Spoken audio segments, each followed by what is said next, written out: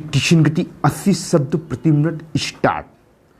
कि लादेन के विरुद्ध ठोस कार्रवाई करने में या तो अमेरिका अक्षम है या वह किसी सौदेबाजी की वजह से अपने पैर पीछे खींच रहा है। अमेरिका असंदिग्ध रूप से विश्व की अकेली महाशक्ति है। वह सदैव से ही अपने को दुनिया का दबंग दिखाने की कोशिश में लगा रहा है, चाहे वह सीटीबीटी हो, क्योटो प्रोटोकॉल हो, युद्ध अपराध संबंधी कन्वेंशन हो या मृत्युदंड का मामला हो। वह अपने ही विचार पूरी दुनिया पर लादने पर आमादा रहता है, लेकिन स्वयं किसी भी प्रकार के प्रतिबंध की धज्जियां उड़ाने में संकोच नहीं करता। अमेरिकी नियोकॉन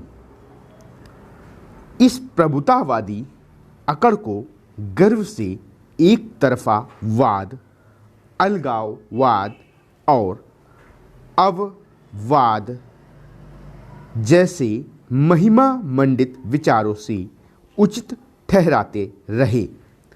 इतनी जबरदस्त ताकत के बावजूद अमेरिका ओसामा को ढूंढ नहीं पा रहा था।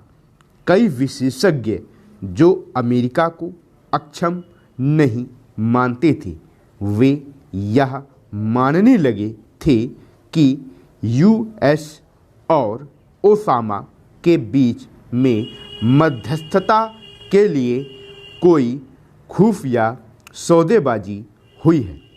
इसके तहत अमेरिका ने ओसामा पर सीधे हमला न करने का अनौपचारिक आश्वासन दिया है, तो बदले में अल कायदा ने भी अमेरिका को सीधा निशाना नहीं बनाने का भरोसा दिया है। ओसामा को मारकर अमेरिका ने इन सभी आरोपों को ठुकरा दिया।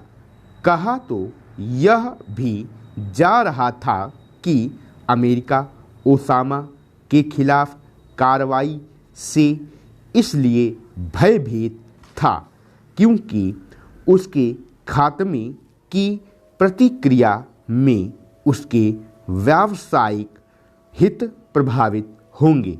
मुस्लिम विश्व में उसके खिलाफ भावना भड़केगी और सऊदी अरब और पाक जैसे अमेरिका परस्त मुस्लिम देश अमेरिका पर इस निर्णायक कार्रवाई तक नहीं जाने के लिए दबाव डाल रहे हैं।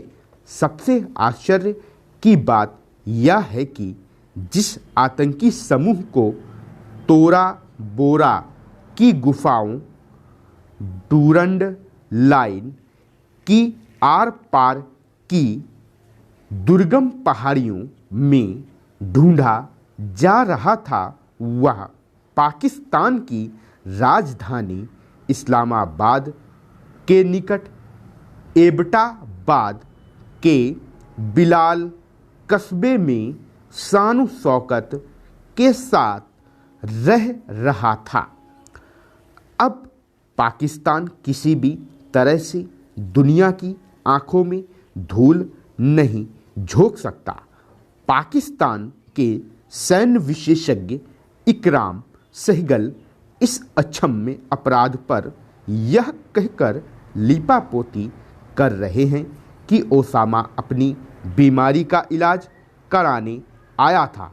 पाकिस्तान यह भी तर्क देने में लगा है कि वास्तव में यह कार्रवाई उनके अपने खुफिया तंत्र के देख रेख में हुई, लेकिन वहाँ के कट्टरपंथियों की हिंसक प्रतिक्रिया की आशंका के कारण सेना और दूसरी सरकारी एजेंसियां इस अभियान से अपने को जोड़ने से बच रही हैं। स्टॉप।